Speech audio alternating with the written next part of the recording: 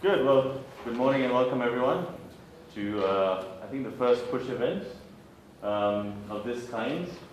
First of all, for those of you who are online, Push is a small fund that we've created specifically to invest in tech in Africa. And our purpose for that fund is not just to invest in tech, but to try and add value to any investments that we make. With that in mind, we thought one of the value adds that we can do is actually have events like this, where some of you can meet some of the interesting people that we know. So first of all, Ananth, welcome. Thank you. Ananth is here actually on a family holiday, but we dragged him. And the best part is he's had 10 wonderful days. We're his last kind of gig, so we've got to make it good for him. Ananth, as you know, has had 3 unicorns, which is unusual, okay? The very last one is the fastest one. Okay, so I don't want to steal his thunder, but really this morning is a casual conversation for all of us to get to know his story.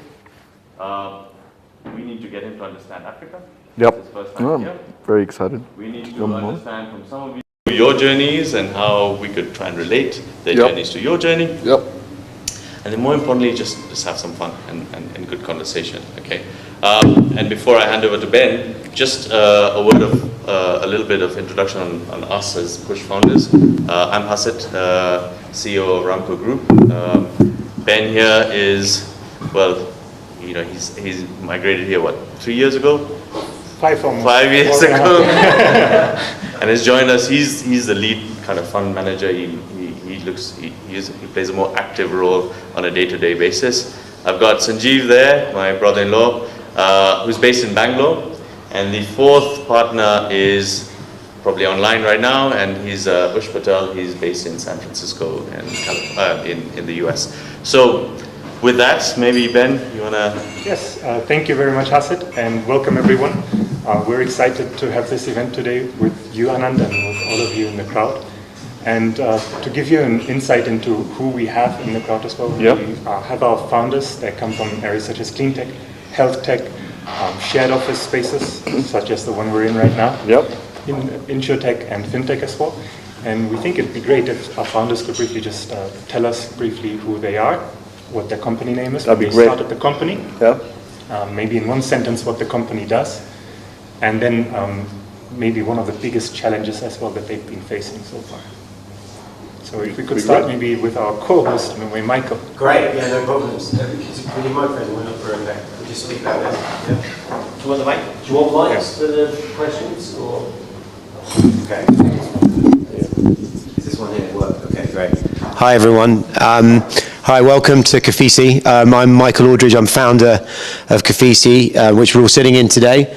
And we're a shared workspace provider, but we specifically focus on what's called enterprise solutions. So we look after larger companies with bigger desk requirement, more of an outsourcing provider, I suppose, than an actual sort of pure play co-working business. We set up Kafisi 3 years ago. But we were operating prior to that. But as Kafisi, we've been going for 3 years. We operate now in 3 countries, 6 centres, over 200,000 square feet. I think our biggest problem, which sounds like this is a salesman in me, but our biggest problem is getting more spaces open because there's so much demand. But I think that's the challenge now is to how to scale. So I'm very excited to hear your story about how you scaled things. But welcome everybody.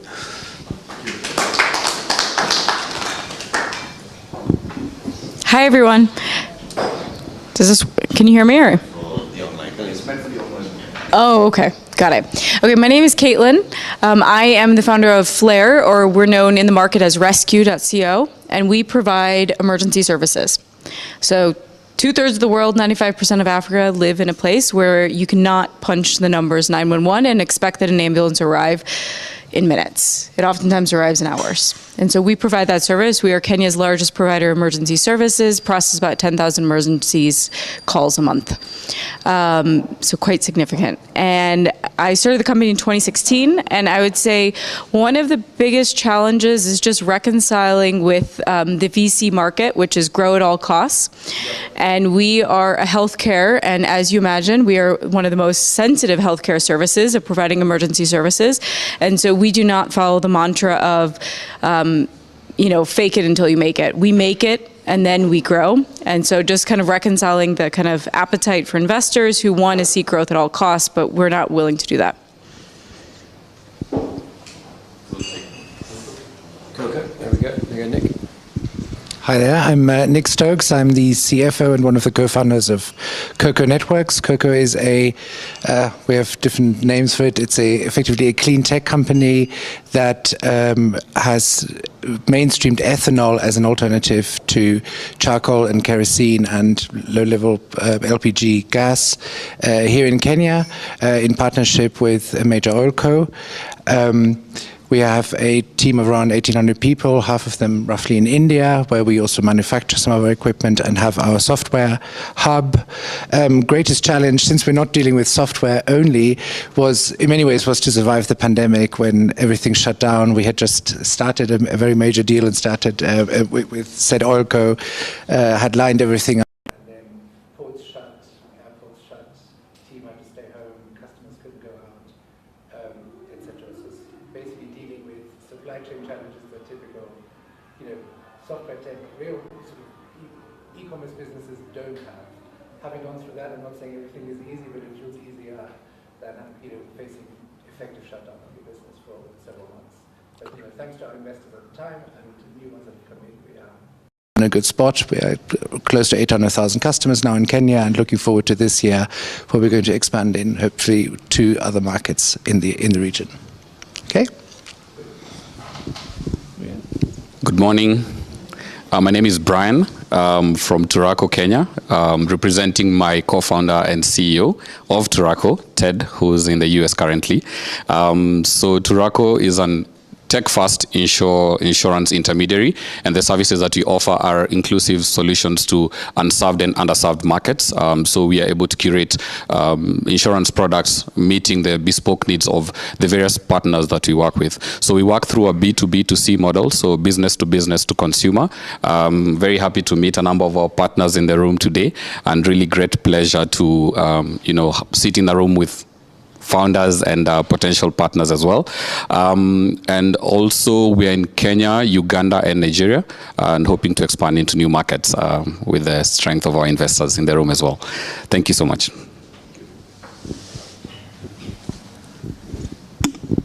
Good morning. My name is Buckley. I'm founder, CEO of FinAccess. We're building what would largely call the operating system for cooperatives in Africa. These are collectives around savings, or they can be around produce. We started the business in 2018. Have about 400 clients. We are B2B service, serving about 1.3 million end users currently. Predominantly Kenya and Uganda are our markets, looking to get into Nigeria this quarter. The biggest challenge we have currently is onboarding at scale. And this is because a lot of the customers that we're getting, we are the first, these are legacy system, and we are the first digitizing partner they're interacting with. So trying to get a lot of things from super manual, getting them from manual to Excel, and then pushing that data to ourselves, and that's a big challenge. These are people who are not in towns, the people you have to go and look for in the villages. That's the biggest challenge you have. I'm happy to be here.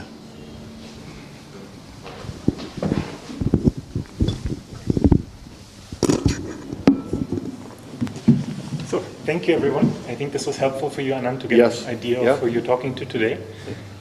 The reason why we wanted all of you to meet Ananth is because Ananth has built and successfully exited 2 companies, Mintra and MetLife, and only recently he also started his 3rd venture, Mensa Brands, which became India's fastest unicorn. With that being said, Ananth, I think it would be great if you tell us today something about yourself and your journey. Firstly, by the way, thanks for having me. I think this is an unexpected highlight of the right? I actually, when Sanj and I first spoke about it, I think it was great, and it's great to meet a set of, and it's interesting to see an ecosystem evolve, very different from what I'm used to. So I'll tell you a little bit about just my journey, but most importantly, I'd love to make this as interactive as possible so it's actually helpful in some way. So I actually started life as a consultant. So I spent about 15 years at McKinsey, in the US primarily, but I lived in China for about 3 years and then moved back to India to start the McKinsey office. And all through, I did automotive product development, supply chain work, nothing to do with tech or consumer, which I later got into. I make a lot of my decisions based on people. And so I actually met the founders of Flipkart, who are the largest e-commerce company in India. It got sold to Walmart at an event like this, and just, started chatting with them and really liked them. And they were both 32, 33 at that time, and they said they wanted to transform Indian retail. And I thought it was interesting. A year after I met them, they bought this company called Myntra, which is a fashion e-commerce business, which is part of Flipkart. And they wanted to run the business separately from Flipkart. So looking for a CEO. I had done automotive operations product development work, and this was in fashion e-commerce. So felt a little different, but I felt, why not? The reason to do this, by the way, is I'm a big believer in the where to play. Picking markets that are profitable and large you work very hard anyway. So you might as well pick areas where you can actually have outcomes which are outsized. So fashion e-commerce was the largest part of e-commerce in India, and it was the only one with 70% gross margin, so you could make money. So I felt like it was an interesting bet to take. So joined in 2014 end, 2015 into Myntra as the CEO. Sort of the business was at that time, call it $175 million in revenue. And it was losing a lot of money. We'll talk a little bit about cash burn and so on. It was a negative 30+% EBITDA business when I started. When I left, we basically got to a little over $1 billion in revenue, and we were at break even. So we went from negative 30-some% EBITDA to break even. And a lot of it was about building brands and how do you sort of run a large scale tech business profitably. And now, of course, profits have come back into fashion, but at that time it was growth. You were talking about growth. We had SoftBank as an investor. I think we had every major investor at that point of time. We eventually sold that business along with Flipkart to Walmart. It was the largest sale in India, I think, till date. So we sold it for almost $21 billion to Walmart. And that was a good sort of way to sort of house the business, because Walmart wanted to win against Amazon in India, and we were the largest sort of player, and so they bought us. But it was very interesting building that business because it was my first exposure to tech in a serious way. And we built fashion tech in a very interesting manner. The biggest problem in fashion is predicting fashion. And actually we used a lot of AI and machine learning to say what color will sell next season, so the waste comes down. Which is why, by the way, a lot of profitability happens, because you have less waste in the system and so on. So did that. Post that exit, I thought, it was a reasonable financial exit and so on, so I thought I'd become an entrepreneur. So I took the exit, and I'd done 15 years at McKinsey. I was a professional CEO, and I decided that now's the time to bet the farm, which is probably a very bad idea in hindsight, right? So I took all of the exit, and I invested into a small healthcare company, and I bought 10% of that healthcare company. It was a company called MedLife. And for many of you, as you do early stage and you're thinking about investors and investor money, so I put in money, and just to put life in perspective, Flipkart had raised, call it $4 billion in the time that I was there, right? In the 4 years, $4 billion, a lot of money, right? MedLife was a small business. It was roughly doing $15 million of revenue a month, and was losing about $4 or $5 million a month, right? So I said, what's the problem? We'll do MedLife. I'll raise a few $100 million, and we'll be off to the races. So I put in the money. Very different experience when your own money gets burnt, right? My money got burnt in the first 3 months, right? Which is and there was no fundraise in sight. And then, if you guys remember, that this was in 2018. And WeWork incident happened at that point. So WeWork sort of fell from a 45 billion to a 4 billion sort of valuation at that point. All funding for, and then right after that, COVID hit us. So we went from an era of growth, and no problem with funding, to everything being frozen. So essentially, in 6 months, we had to sort of take a $5 million a month burn business to almost nothing because we ran out of money, right? People sort of think about unicorns, they think about the successes. Startups are just hard, right? They're really hard to do, and they're really hard to make successful. We got very lucky. I think one of my, may not be the most inspiring thing, but one of the things you learn in life is, I think whenever you get good luck, it matters a lot more than execution and everything else. So when you get luck, take it. So, for us, COVID was a tailwind. What happened is suddenly online sales of medicines and online diagnostic tests went through the roof. So we were basically able to grow at about 200% year on year and cut our cash burn from 5 million to nothing, right? And that wouldn't have happened otherwise because it was a competitive market.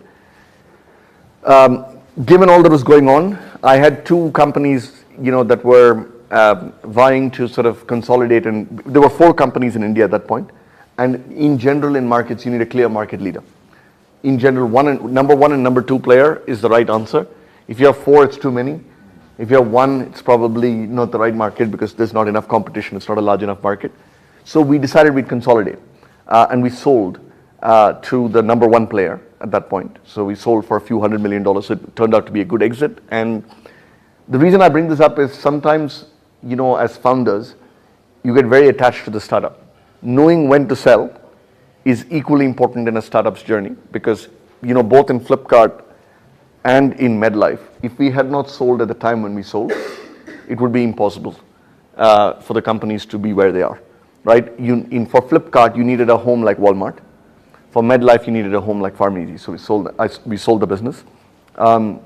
Post that, I was wondering whether I should become an investor or continue to be an operator. I felt like I was more an operator than an investor, so I decided that I would start Mensa.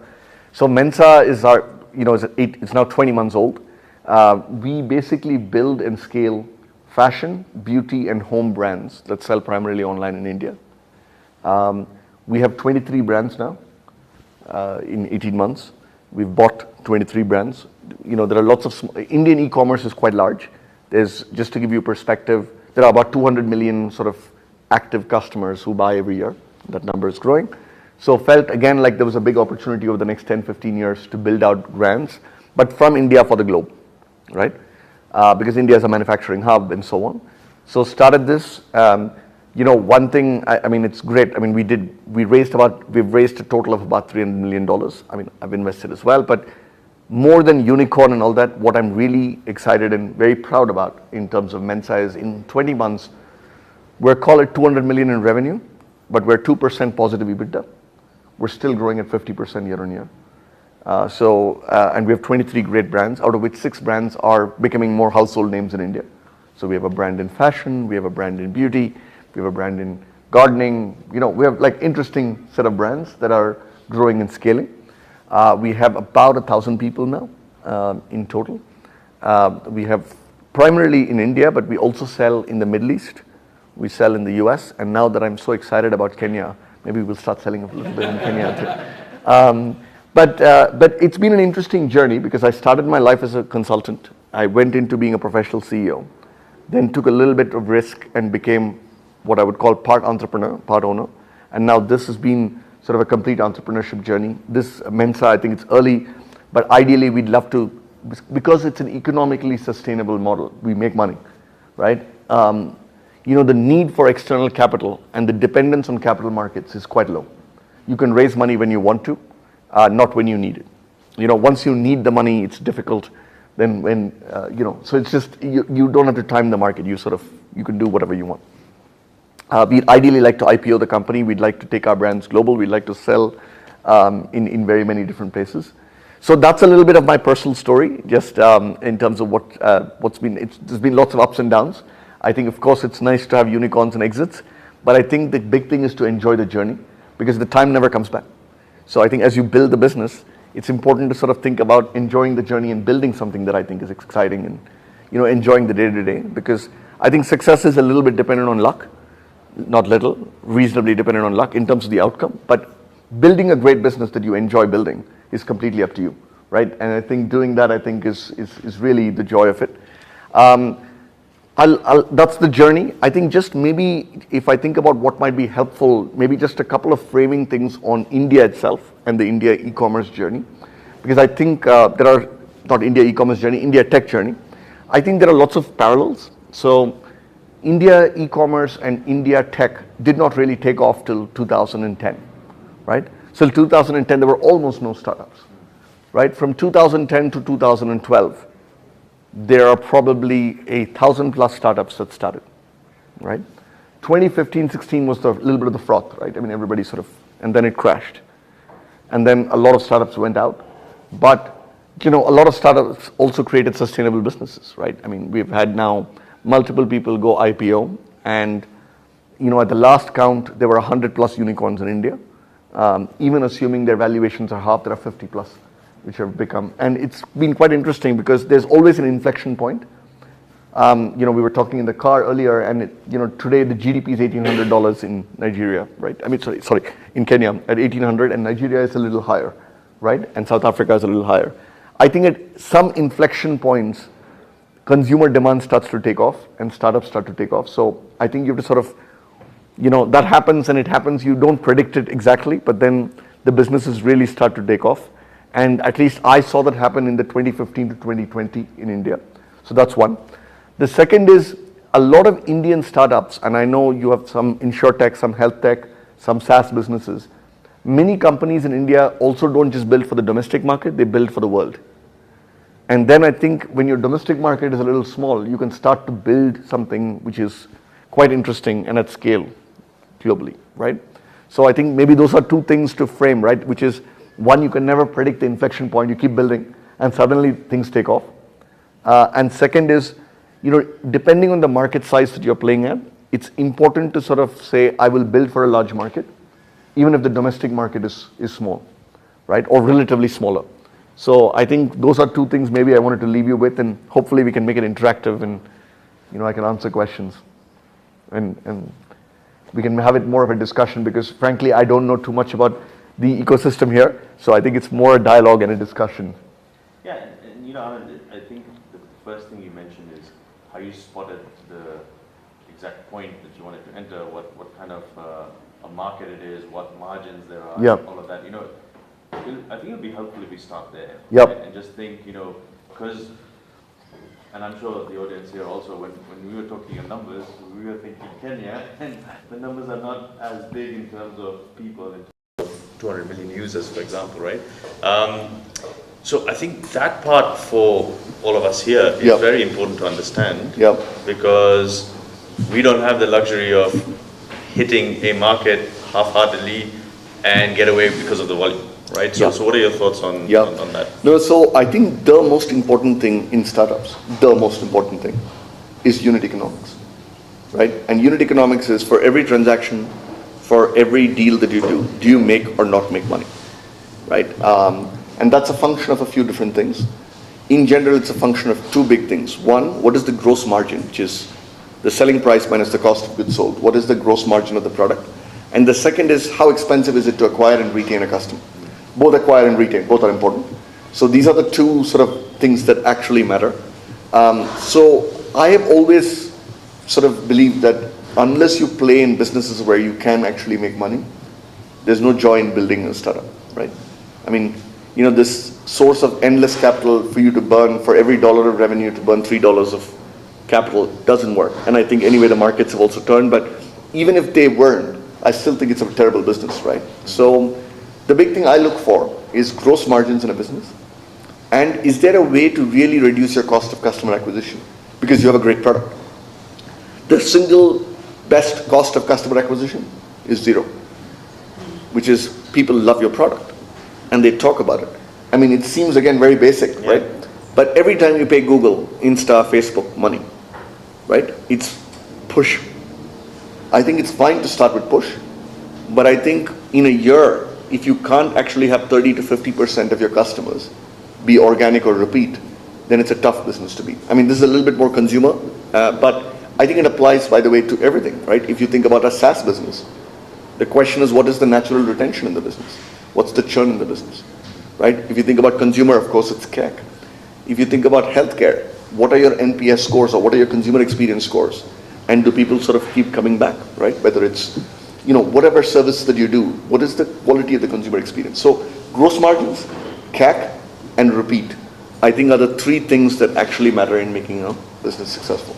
Yeah. And so I think you should be very picky about it. I think if you pick the wrong one, however hard you work, it's very difficult, I think, in order to overcome structural difficulties, right? I think another question that might be interesting to hear your perspective on is, you spoke about market size earlier, and we all know India is very big. And here in Africa, obviously, we have like several smaller markets as well. And when it comes to expanding now, how would you go about it? What advice would you give our founders, for example, if they want to scale out of Kenya? How do they pick the right market? Yeah. So, it's a broad question, so let me try and answer it in a couple of ways.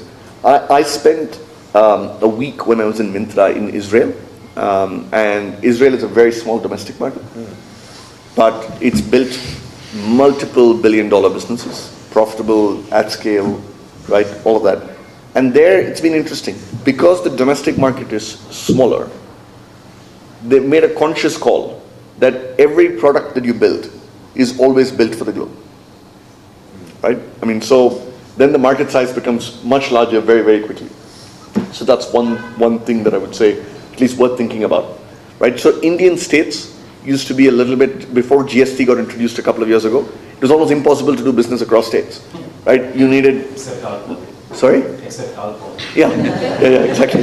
So, except alcohol. So, now it's changed in India, so it's one market because of GST. But before that, it was very complicated. And therefore, you had to pick essentially 7 to 8 cities. So one thing that people do is, I think countries are almost meaningless depending on how you think about it. So that if you can reduce the unit down to I just so that you know, while India seems very large, okay, there are 26,000 pin codes in India, more or less. 4,000 pin codes make up 85% of the e-commerce market in India, right? So when I was running Myntra or even MedLife, you would focus on the pin codes that matter. So the question I would have for here is not maybe countries, but are there 10 cities that matter? And within the 10 cities, are there X pin codes or zip codes that matter? Again, I don't know, but in Africa, is there a way to sort of micro this problem as opposed to thinking about countries and countrywide expansion and countrywide scale? Because then it simplifies the problem. I think the third thing I would answer is, if you want to build global products, go after the largest market. And it's so Indian software companies sort of don't pick Southeast Asia, they pick the US because it's the largest, deepest market, right? It's the hardest one to crack because it's a very high bar, but then you might as well go after the largest market because the effort is going to be the same. And putting all that effort in to crack Indonesia or maybe much easier to go after the US. So again, if you're going to go global, go after the largest market even if it's the hardest one to do. Thank you. And I think one question that you've hinted at a few times, that you don't know so much about the African ecosystem. Yeah. I think we would just be interested to hear, what have you heard or what do you know about it prior to coming to Kenya? Yeah, so, one is, there is a little bit, we were chatting about this earlier. There's a bit of a perception thing, right? If you remove the curtains, what you see of Nairobi is not what you expect before you come here, right? And I think that's important, especially from a global investor perspective, right? Because global investors are looking for, obviously, by the way, the first one, of course, is market and market size. But the second, I think, is infrastructure, quality of talent, right? Quality of founders, and reliability, right? And if you can sort of prove some of those things, I think then that starts to really help for the global capital flows to happen, right? Because you do need global capital flows as you think about large businesses that need to get built. I think that's one. Second is, I think you guys are going through an interesting inflection point. We were talking about the cost of data, right? And that's starting to come down, I think. But if it can come down even more, you will suddenly see an explosion of commerce happen, right? Because, I was just saying, it was quite interesting for me. The driver sort of turns off the data and turns on the data regularly. This incidentally used to happen 15 years ago or even 10 years ago in India, right? All the time.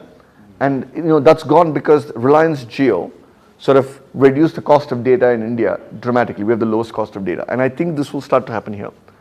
And I think that could be quite interesting because you then suddenly have lots of businesses that can be built on top of data, as opposed to just mobile users, right? So I think that's the other thing. The third is, this is such a nice place to live. I think the interesting thing for me is, can you attract global talent? I mean, I know a lot of MNCs do, but can the local companies attract great tech talent, right? I mean, to give you guys perspective, we have about 25, 27 people in Abu Dhabi, which, it's not a particular, but they're really trying to attract tech talent, right? And providing a lot of incentives and getting people to come down. So could you create a nucleus of interesting tech talent? Because you can start to build out some interesting, then deep tech companies for which the world is the market. No. And perhaps the converse of that question is also true, because while this ecosystem is lacking, and I know a lot of us in our conversations, some of the basics are lacking, right? Whether it's talent on how to, host our information or how to scale, and we were speaking about this in the car earlier, is what can we outsource? How do you find the Indian ecosystem as a way of providing services to us here? And do you think it's cost competitive? And is that one area that, some of us could look at? Because we're trying to build sometimes talent here at a cost which is very high. Yeah. Right? And as Kenya is a great place to stay, it's still not attractive enough to have big talent come in. No, so I think there's a big opportunity. I think if you think about, I'll again talk about consumer and SaaS maybe differently, but consumer businesses, the biggest thing is performance marketing, right, at some level. If you think about performance marketing, if you think about creative design services, I think there's a huge opportunity from India to here, because I think India just has built out a lot of capacity because of just e-commerce in India, and I think there's a real opportunity, and it's English speaking, and can do work anywhere, right? So for all our US businesses, we actually have our teams from India actually do it. So I think that could be one interesting thing. Sure. I think AI, machine learning, data science is another area where I think there's lots and lots of engineers that are getting sort of produced and graduate every year, who again, I think you can set up engineering teams very quickly. I mean, you've set up a team in India, I think, right? In Pune, you were saying on tech. So I think it's important to sort of say, can you create engineering centers that can actually do real engineering work? Because you have a lot of engineers that graduate, and it's very cost competitive to do it. I think those would be two off-the-cuff areas that I think would be quite interesting. We have 50-50 here and in India. We have Indian team members rotating for a year or two, and the other way as well. Yeah. And No, so thanks. We don't want to hog the conversation. No. Are there any questions from the floor? Yeah. I mean, how's your experience right now when we read about India and an example of Reliance with so much capital also going into the same sector? Yeah. How does that competition look like, feel like? And do you see them as ecosystem builders, or do you see them as eventual buyers? I mean, I'm just trying to see how you frame it. Yeah, I think I think it's a little bit of all three. I think the biggest is actually ecosystem builders. So the business we're in is building brands. So fashion, beauty, and home is a $120 billion market in India. 80% of that is unorganized, which is you go to your mom and pop shop, most people still get their clothes stitched, right? So there's a real opportunity to build brands. So the more people that come in and build brands, the better it is, because people actually shift from unbranded to branded. So to that extent, it's an ecosystem play. I think Reliance has been a good, I don't know whether it's a good exit, but it's been an exit for many people. I think, in terms of, so that could also be a case. But for me, the biggest thing that Reliance and people like Reliance, Airtel, others have done is they've built out the mobile ecosystem on which all our businesses are built. If you didn't have Jio, if you didn't have the logistics infrastructure that that's not Reliance, but with many others have built, it would be impossible to build the businesses we're building today. So the base infrastructure has been built by them, and we're all building businesses on top of it. I've got so many questions now. I can't get them,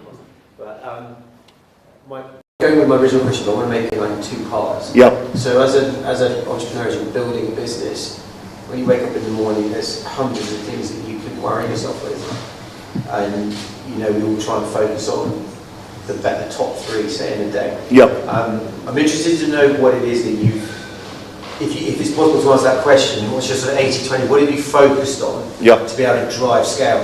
But can I ask you to answer that in two ways? One is like how you've done it in a highly capitalised environment, and what you would say to do in a lower capitalised environment, which is what really, to me, is one of the big differences between say, India and the African continent and the countries, is that access to capital here is, I believe, more difficult. Sure.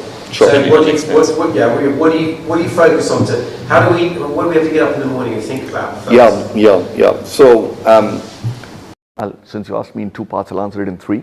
Let me answer the less capitalized version of it. I think the biggest thing I worry about is what are my unit economics, and are my brands starting to make money in the right way and growing in the right way? So I spend a lot of time thinking about it. What do I mean by that?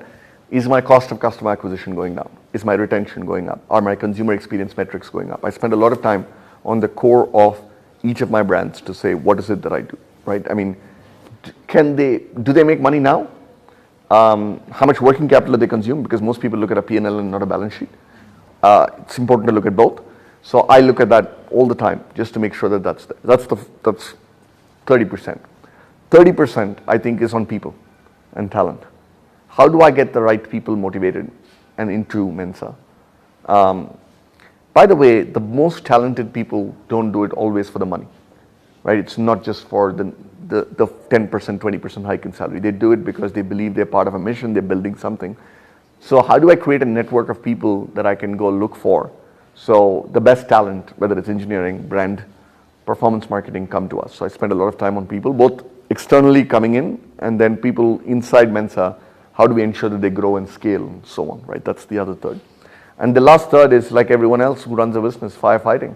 Something or the other goes wrong, right? I mean, in that way, I think there are lots of similarities, right? In, a warehouse of ours, by the way, the factory inspector will show up and, you'll have to sort of figure out how to manage it. So there's a third of it is firefighting, right? So that's one part of answering the question. In the very capitalized view of the world, I think, you were talking about grow at all costs. And how do you manage that? I think, I've been through phases of this, right? So in my Myntra phase, we were growing at 150%, right? And it's a large business. It's a $500 million business growing at 150%. And I remember having a meeting with SoftBank, with both Masa and Rajiv Mishra, because we were in the middle of fundraise, and he was saying, and I was very proud of the fact that we had a minus 37% EBITDA that came down to minus 14, that was heading down to 0, right? And he was saying, why are you burning so less? Why don't you actually grow the business? What is this 150%? Why don't you grow 10x, right? And then we'll figure it out. And I think, it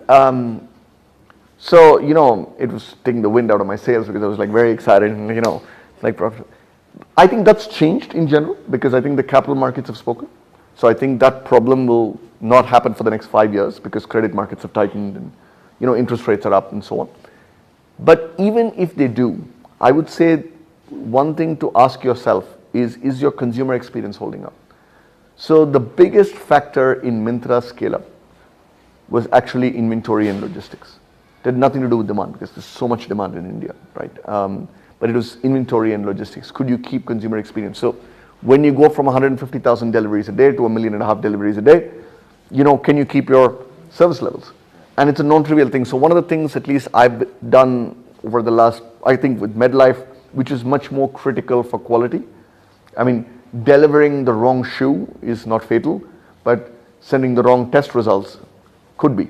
Right? So in both these though, I think making sure that consumer experience was always paramount in scale is the way I've sort of balanced that out, right? And the third part answer to your question is, if I look at my day, I manage energy, not time. And I think they're two very different things to do. Some things, I think for each of us, different things give us energy. Some people like problem solving, some people like people, some people like consumer reviews, whatever it is, right? So I've sort of figured out what is it that gives me energy, and I do more of that. And the things that don't give me energy, I try and do less of it. It's hard to sort of identify, but if you actually do it, then the length of the day is almost immaterial, right? You feel like it. So, anyway. Great answer. Thank you very much. Yep. Just a question. I know you've sort of spoken about it in pockets here and there.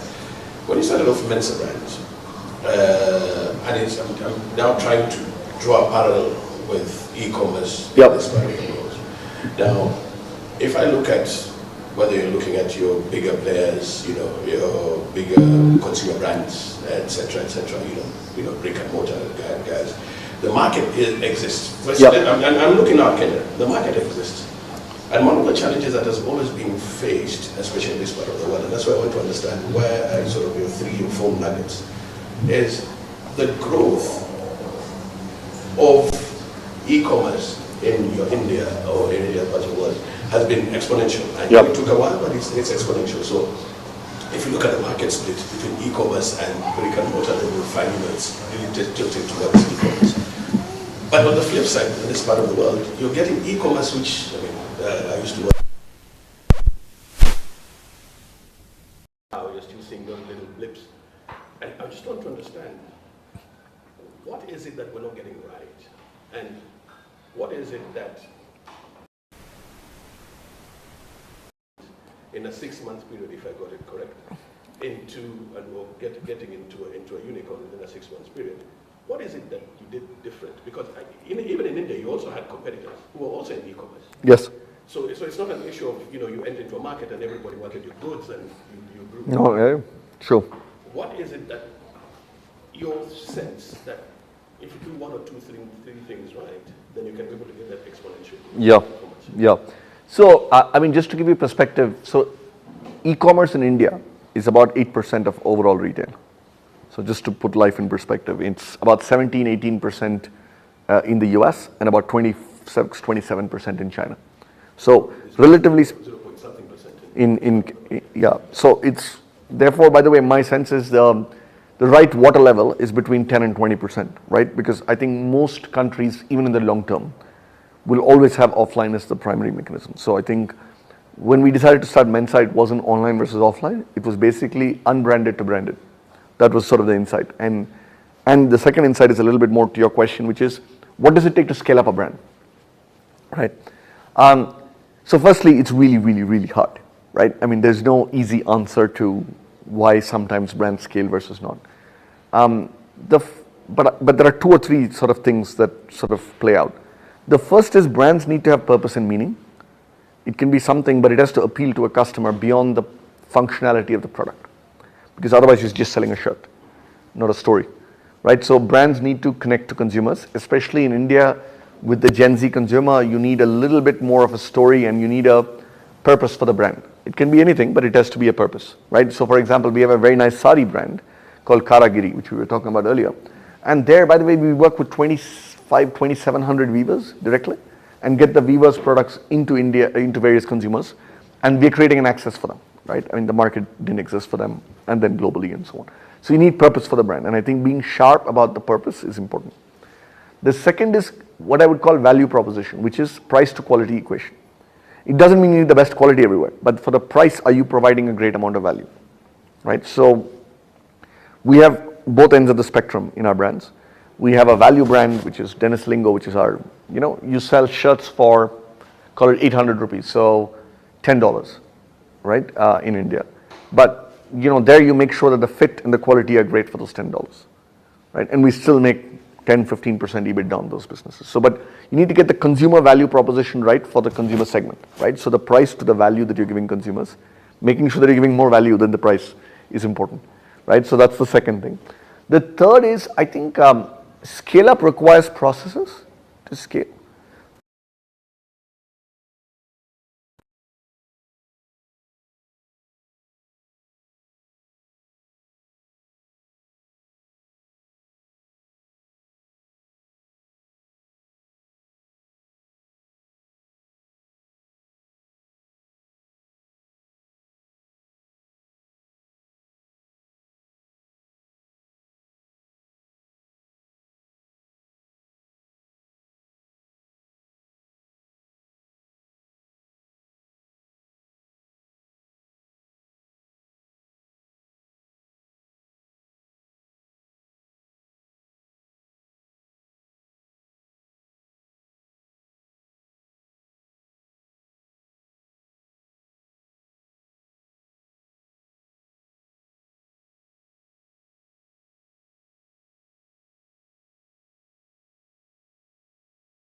to get into the next level of depth to understand what your distribution channels are and figure out how to growth hack your distribution channels, right?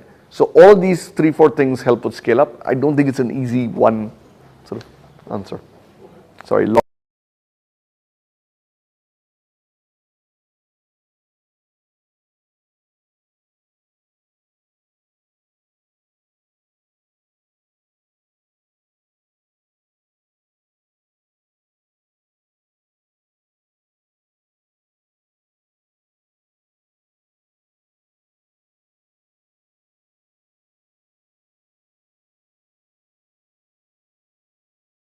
Right? And my belief, and it's sort of proven itself out, is if you do the right thing for the first two, generally you'll do okay. Because people are also, fair, and, most people will take care of it, right? So the reason to sell MedLife was very simple. We had 4 players, all of who were offering similar services, all of who were roughly similar in size, 10% delta between them. It was an unviable market structure, right? Therefore, I think consolidation was the right answer, right, for the company, right? When we sold at that point, I didn't know whether it was the right thing for me personally because, frankly, I was out of a job after doing this, right? So, but I felt like it was the right thing to do, and therefore we negotiated a good deal, but we did it because it was the right thing from an industry structure for the company. I think that's one mindset, which is what's the right thing for the company to do. The second reason I think to sell is, in the case of Flipkart, you've had investors who've been with you for 10 years, 11 years, who haven't seen a financial exit, right? And the business is not in a shape to IPO. It can't go to public markets and raise money. Therefore, a strategic sale becomes important, right? Because, Tiger Global was the largest investor in us at that point of time. And they had sort of, in their fund, they'd been 11 years. I mean, if Flipkart had sort of not done well, it would have actually impacted at the Tiger Global level, right? So it was important to sort of exit and find the right home and find the right deep pockets because it was a business that was still continuing to burn cash after 11, 12 years. Therefore, you needed somebody who could fund it and sort of take another 10-year perspective. And therefore, that was the right reason to sell. And then, look, there are lots of angel investments that I do where, you have to sell because you run out of money. But that's the worst way to sell, right, in some ways, because you don't get the price for it. But I would say these are the 3. So put the company and the structure first. Second, put the investors. And third is yourself. Because yourself you can solve in a different way, right? Because, if you're tired and it's been a long time, which, by the way, happens to many founders, right, then you can find professional management. You can do many different things. But the reason to sell a company, I think, should be for the first 2 reasons. Any tips on fundraising? Market and where you see it going? Yeah. So firstly, by the way, profit is king now. So all investors, by the way, look for, the somewhat good investors look for EBITDA. The great investors look for now discounted cash flows, right? So I think, you've swung the pendulum maybe a little bit too much. It'll come back. But I think the chances of raising, if you're a profitable business, are 10x greater. So if you are a cash burn business, reduce your cash burn, right? If you are unit economics negative, make sure your unit economics positive. And of course, if you have the first 2, make sure that you start to make money. So you're less capital markets dependent. I think that's one tip, right? Just because I think investors are now valuing profits and future cash flows a little bit differently than what they were before. I think that's one. The second is the best time to raise money is when you don't need it. The reason Mensa, I didn't need the money, right? Because the companies were profitable and there were lots of investors asking. So then it's much easier to sort of negotiate the terms that you want. So raise money when you don't need it, not when you need it. So if you think you're going to need money 2 years from now, raise now or when there's enough interest.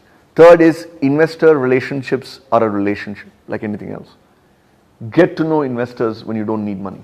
Don't get to know them when you need money, right? Just to give you perspective, Axel was the first investor in Mensa.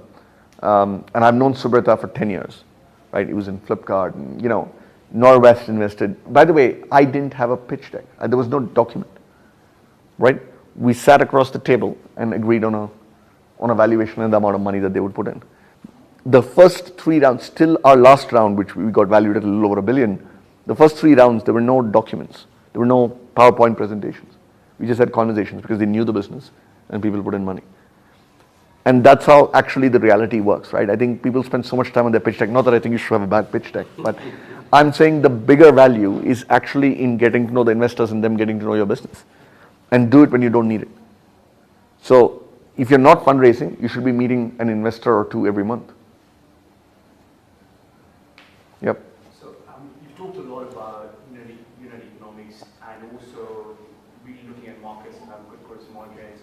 When you compare some of the challenges that you face, especially in Africa, yep, especially from a logistics perspective, the cost of actually doing deliveries, right, the last mile, as a brand, I mean, as a brand owner that started in multiple businesses, would you typically advise businesses to really look at the supply chain and invest in distribution themselves, or have you found outsourcing has been a better solution for this sort of thing to get your unit economics?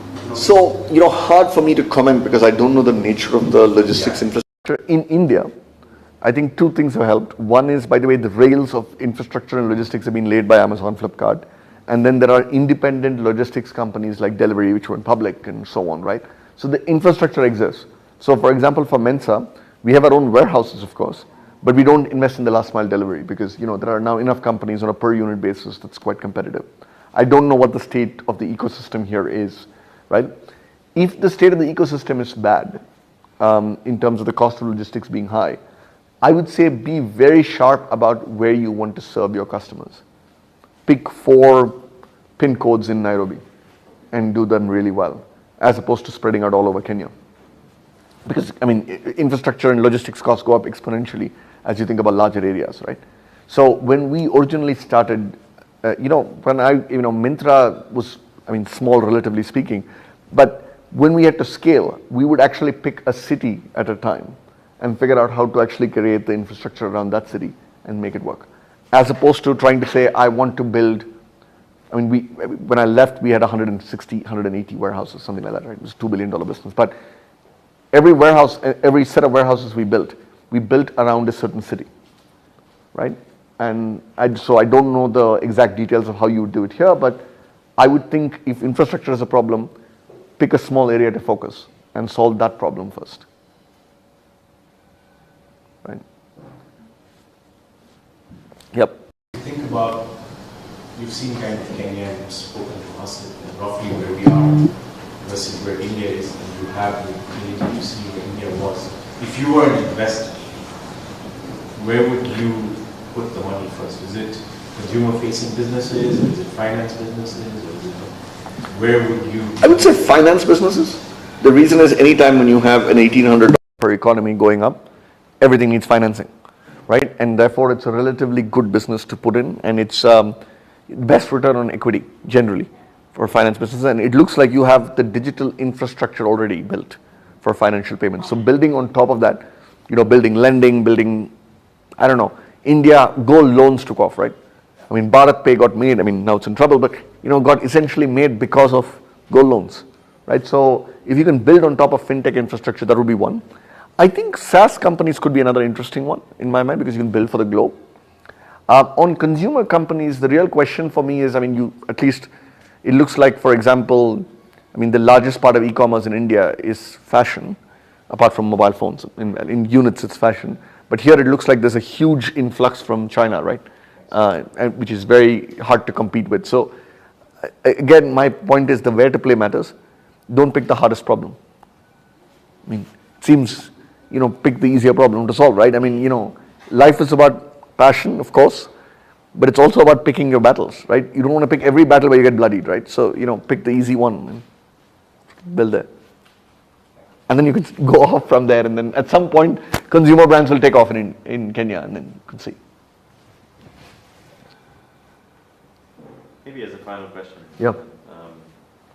You spoke about, sitting across the table without a PowerPoint. Yep. I wouldn't imagine a lot of you had those kind of meetings when trying to raise funds. So the question I have is, there are people who get it, have played in this business for a long time. We sorely lack access to them. Yeah. Right? And having seen what you've seen now, what is kind of your commitment to bringing those kind of connections here? Well done, Hassan. Well done. Very happy to be helpful. Look, I mean, one thing I was going to say is reputation is the only thing in life that compounds more than money. Right? It's important, right? And giving your investors a good exit, being fair to people, all of that matters, right? Again, it may seem very old-fashioned, but it's actually the biggest cornerstone of what an investor invests in. But the rest is Excel, right? And PowerPoint, which anybody can make up. So it's important. So I think reputation matters. Any help I can give to the ecosystem to connect you to investors, all of that, I'd be happy to do.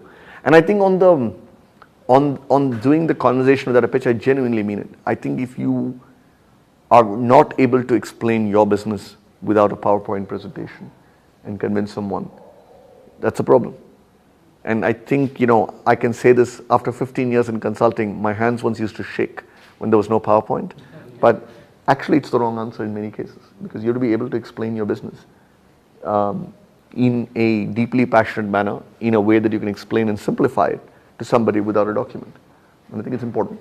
Can I ask a follow-up question? Sure. Because it goes back to the capitalized, uncapitalized thing, but you've got a team behind you, right? Yeah.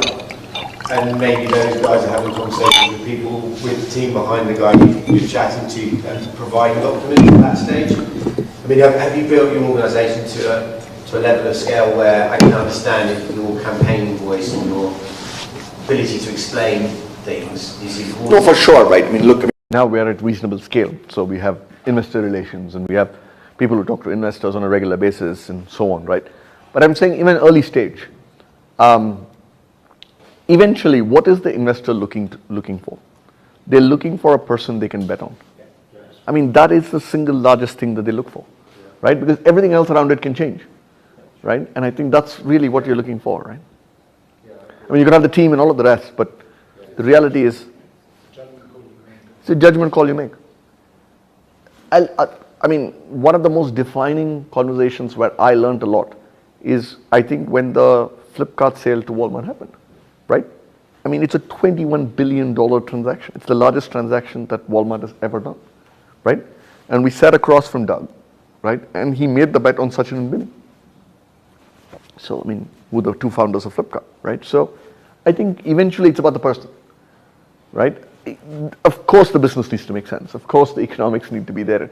All of that storytelling needs to be there. But eventually, people write a check on a person. And did you raise most of the early stage, sort of up to B, it was all done with your internal teams? Or were you I haven't used a banker ever. I've done all my fundraisers on my own. Okay. So we've had 3, and all 3 have been done. Yeah. Just no banker, no anything. We've just had conversations, right?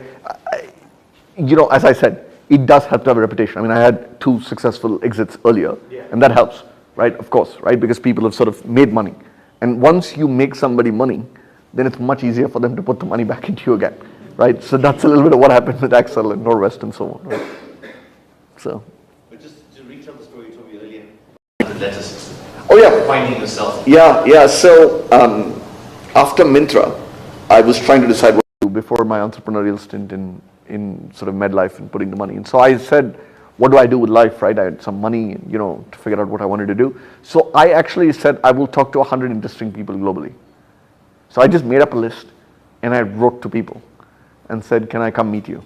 So we were chatting in the car on the way over. So I met, we were talking about Microsoft. So I went and I spent an hour and a half with Satya in Seattle. And I mean, he didn't know me from before. I just sort of wrote to him and he said, sure, here is the date that works. And I sort of flew over and did it. And I did the same with sort of various people. And I thought it was one of the most interesting learning experiences. So one theme also maybe to leave with all of you is learnability. And I think, as a founder, learnability is key because your problems keep changing and you keep learning on new things. So for me, I think talking to people has been always an interesting way to learn things, right? So I met, and it wasn't all business. I mean, I met the curator of the Museum of Modern Art in New York and so on. So it was like interesting set of people, but I met 100 interesting people and many of them, I mean, I wrote to 100, 70 said yes, all 100 replied to me, which I thought was interesting because, you don't think of that would be the response rate. And Has made an interesting point. Many people have never been written to. They think that people won't respond, so nobody ever writes to them, right? So right? Just going on the learning theme. So, really appreciate that thought about writing to these guys. But yourself, what do you do to build, to keep on learning in terms of books? Yeah. No, it's something I'm very passionate about. So it's a great question. Look, I've gone from auto to e-commerce to healthcare to fashion, beauty, and home. So it's been quite a. So I do 2-3 things. The first is the best way to sort of learn about something is actually to get involved in the business. So for example, if I want to learn a little bit about fintech, I find 3 or 4 small fintech companies. I may put in a little bit of money because it sort of increases involvement, and I go spend time with them. It's better than going to lots of classes because you just sort of immerse yourself in the business very quickly and you can learn, right? So that's one. Second is I try and talk to all people in the ecosystem. So for example, when I decided to do Myntra, I had no idea, right, between a knit and a woven, right? I mean, I was an auto guy. I mean, I could do the difference between a casting and a forging, but I can't do between knits and wovens. So I went and spent a week at NIFT, which is the National Institute of Fashion Technology. And again, just asked them, saying, can I come? And they'd sort of I spent a week, I just sat through some classes, I understood what fabric was, I then visited a bunch of mills. So you sort of understand the supply chain, right? So one way I think about it is supply chain. And with supply chain has 2 things, physical flow of goods and the flow of money. Where does money get made? So you try and sort of learn both, and then that's a good way to sort of do it. The third is I learn through reading, so I try and read a lot of books on topics that may or may not be of immediate interest, but I keep reading, and I think that also spurs something. Yeah, I have a question around trust. I feel like one of the big problems that we face in Kenya around the e-commerce ecosystem is trust. And I don't know how India managed to, break through that hurdle, because right now we're dealing with, I run a digital agency, we're currently the e-commerce agency of the year, and dealing with different businesses that are handling e-commerce. One of the things that you see is that a lot of people can't be able to go past that. They want to see the physical good before they buy it. Yeah. So how did that it's a great question. I think I would say Flipkart pioneered a lot of this. So the first cash on delivery globally happened with Flipkart, right? Because people wanted to sort of take the goods and do it. Second is in Myntra, I started something called Try and Buy, where you could order 3 different sizes, and they would try it out. It's like bringing the virtual trial room to your home. You try it out and then you return the other 2. There's a small fee associated with it, and so that actually helped because you can sort of touch and feel the goods.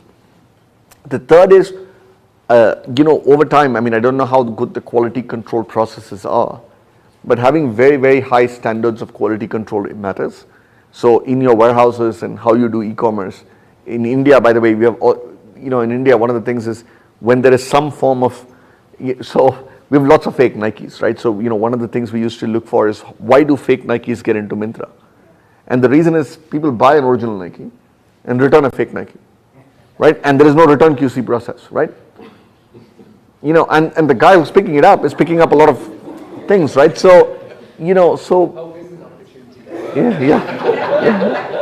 So, for example, we had to make, one of the things that happens is India ethnic clothes spike at Diwali to December because it's the wedding season plus this, right? So our returns also used to spike. We're wondering why. And what happens is people basically buy their clothes, put the label in, wear it to the wedding, and return it. So, we used to constantly look at data and figure out how do we start plugging these holes, right? Which is not easy to do, right? So on the trust side, for example, having inward QC, which is very good, really helps. It's a real investment, but we had inward QC so that you don't have fakes, right? You set your return policies right. So all of this over time, I mean, I don't think there's any easy way to do this, but I think over time, I think by category, there are different things. In fashion, by the way, usually the trust is whether it's a genuine brand and the nature of the fabric, right? It's, in the case of large appliances, it's usually installation. So whatever it is to build trust, you start to sort of build the associated services around it. Yeah, and manage expectations. And then manage expectations. Sorry, can I just answer the question? Yeah. There's actually a startup. Yeah, we put your money in escrow, they deliver the good, you deliver the good, and the money is released in 30 seconds. There you go. All right, then I think it's time to say thank you very much for this conversation. Thank you for being here with us, Ananth, and thanks for all the questions and the conversation. We really enjoyed it, and hope it was a help to all of you. Great. Well, thank you. Thank you. Thank you. Really appreciate it. So there's breakfast, right? So a chance to interact with Ananth a little more. Yeah. I think the kind of formalish Yeah, yeah. over. But as you've heard, Anand's an easygoing guy, so please by all means, and Ananth from all of us at Push, all the people here present today, really thank you. I know it's always tough. People at your level probably already find this work-life balance tough, but then to take some time away from your holiday and spend it with us, it's really special for all of us. So I appreciate it, and I mean it. If I can be helpful in any way as you think about sort of things, let me know. Investor connects, whatever. We will take full advantage. Yeah. Of this connection. I love the name Push, by the way. It's great. Good. Thank you. Please. Thank you.